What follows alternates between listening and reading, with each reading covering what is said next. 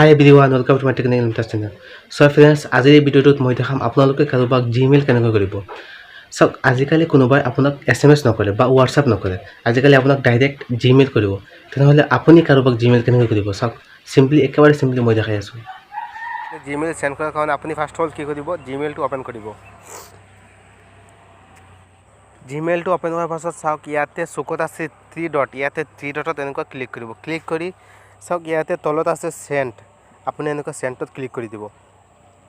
সেন্ডত click কৰি একেবাৰে তলত আছে কম্পোজত আপুনি এনেকুৱা ক্লিক কৰিব।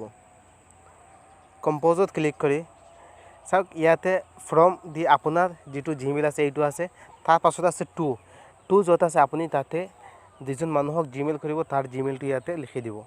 লিখি তলত চাওক ইয়াতে কম্পোজ ইমেইল আছে, ইয়াতে আপুনি লিখি দিব। আপুনি যি ইমেইল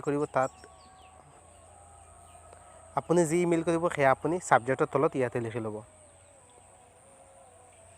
তো যদি মোৰ ভিডিঅ'টো ভাল লাগিছে তেনেহ'লে লাইক কৰিব, শ্বেয়াৰ কৰিব আৰু ছাবস্ক্ৰাইব কৰিব।